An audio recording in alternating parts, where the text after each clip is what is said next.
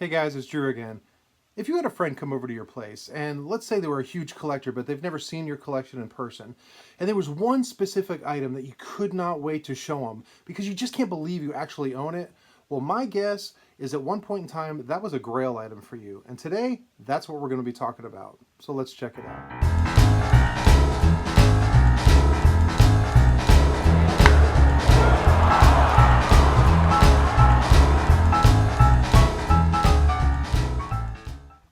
So Grail is a term that kind of gets thrown around a lot in the hobby, and I've noticed that it's more and more. Maybe I'm just more aware of it lately. And I'm in a text thread with a bunch of other guys, and you guys are probably watching this.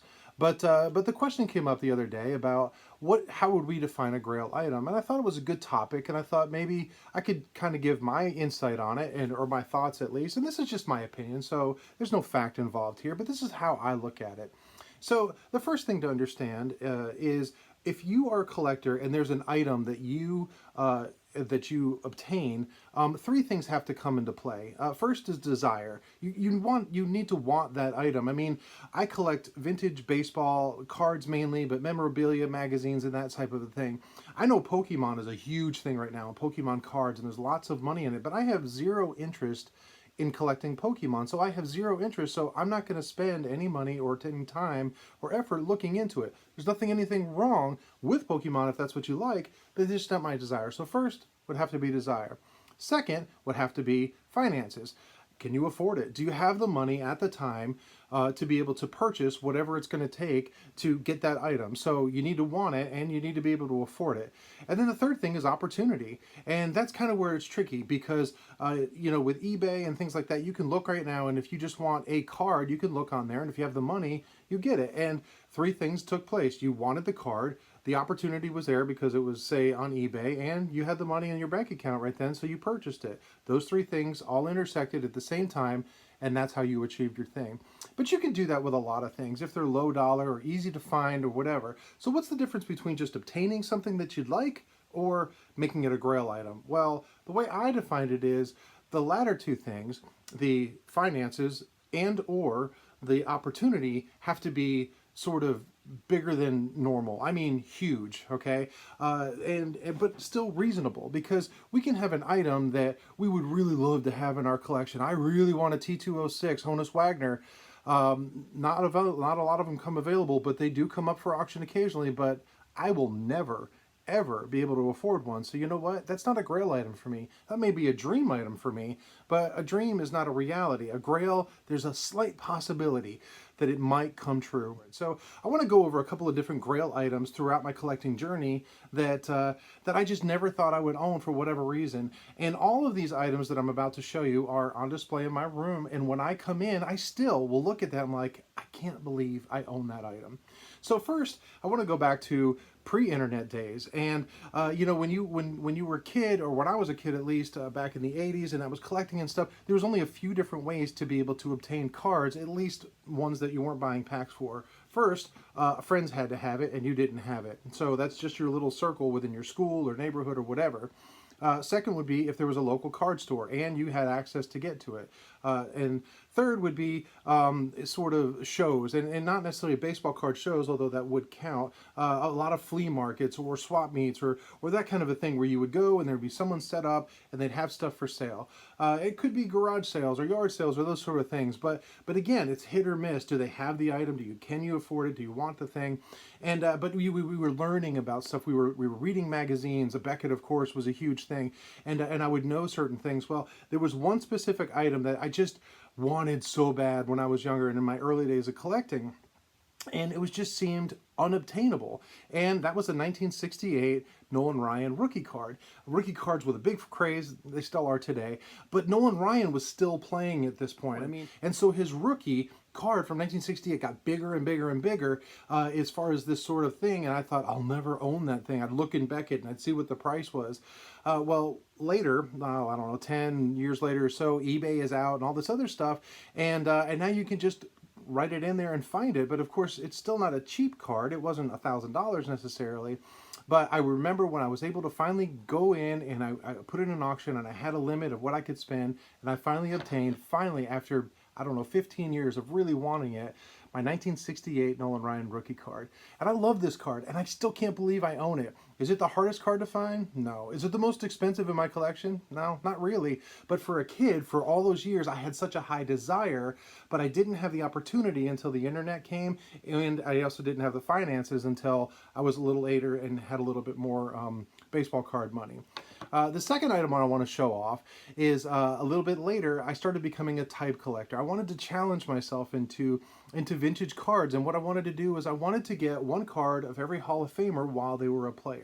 And it took a long time. It took a number of years, and I did so much research, and I found out so much about cards and the history of cards, especially pre-war. But as I went through and I was checking off that list, it just seemed just impossible. Well, I finally got down and I had one card, or at least one player left, and that was Honus Wagner. And of course, Honus Wagner, I've already mentioned, is most known for the T206. Well, I was never going to get that card, but I was looking for other playing days cards that I liked. So that would be the desire, not just an ugly card or something that I could afford, which was definitely whittled it down, and then had the opportunity. And that was the hard thing, was finding a card that was within a price range that I really enjoyed and wasn't going to break the bank. And I remember it was the very last card I had to be able to get that, and I was able to finally get the 1914 Polo Grounds Honus Wagner. And I love this card. I love black and white photographs on old pre-war cards. I really do. And I love that it's a full body shot. I love that it's got the split grip on his hands. I love this card. I still do. And still, to this day, when I come in and I turn the lights on in this room and I'm just chilling, I'm looking at my stuff, I can't believe I actually own a Honus Wagner Playing Days card. And so that's another one of the Grail items. And then after that, I kind of became more of a player collector, and there were certain players I wanted to get every card. And I knew that some were easier than others, and I already had some. But as you guys probably know, I really like Stan Musial. Well, one of the Stan Musial cards that, in my opinion, is not just because it's a beautiful card, but not just because it's Musial. It's one of my most favorite sets, vintage sets. And they're not cheap or easy to find, at least within a grade and condition. Again, those are the three things that intersect. It's something I wanted to have. I didn't want it chewed up. I needed to be able to afford it, and I needed to find those two things at the same time when I had the funds. And but I was finally able to get my 1949 Leaf, and I've showed this many times, Stan Musial, and I love my copy of this card. It's just got so much of the great things on it, and the only reason I could afford it is because it has back damage. I mean, it's missing some paper because it was glued in, but you know what?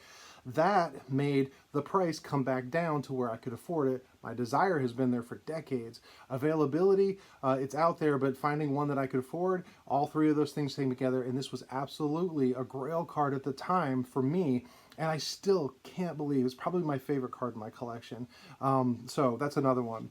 And then the last one I want to share, and I've done videos on this, but the last thing goes down to availability. And nowadays, if you're into more modern or ultra modern cards, there's a lot of serial numbered cards and that kind of a thing. And while I'm not a massive collector of new stuff, there was one specific card that I really, really wanted. And it came out in 2007, and it was a serial numbered run. It wasn't pretty as far as aesthetically, but it has a lot of sentimental meaning for me, so that's the desire. I had the funds. It was just a matter of finding this thing because there was only a few of them out there. But about 2 years ago, one came up on auction and on eBay, and I won that auction, and I still can't believe I own it. And it's from 2007, and it's called the Game Day set, and it's got a Griffey card on it. It's got a very poorly, that's probably upside down, yeah. I'm sorry. It's got a very poorly displayed autograph and a very dark panel. It's not great, but it is numbered to 10. I'll show it because I don't have a whole lot of serial numbered cards at all. See if I can get that to... Trust me, it's number 1 out of 10. But anyway, there's only 10 of these cards. And the reason this is important because it's highlighting a home run that he hit on July 16th in 2007, where he passed Frank Robinson on the all-time home run list. Well, I was there. The game was in Atlanta, and I actually saw this home run. I saw Griffey play a few times in my life while he was a player, and only once was I at a game where he hit a home run. It was this home run. Upper Deck made this set, and so this was definitely a Grail item in my collection. So how about you? What Grail items do you have? What are the things where it's just so extraordinary that you can't either afford it and you have to save and save and save or figure out a way to do it, or an item that just you never find because they're so rare or just people don't want to let them go and they don't come up at the time? What are the near misses you had? What are the ones that you almost had but you just lost? You came in second on an auction, or when you go to look for one, you found out the one had just sold and you missed the boat on it. What are your Grail items? Let me know. I've got a couple, and this year may be a year where I actually get a couple more. And I don't add things to my collection very often, but honestly, one of the reasons is because I've been saving and saving to get one of my next Grail items. And I'm hoping within the next few months, maybe next month or at the National, I'm able to finally obtain something, and then that'll be a celebration that you guys can join in with me. Anyway, I hope you enjoy this. How do you define a Grail item? I'm kind of curious, but until next time, you guys be good.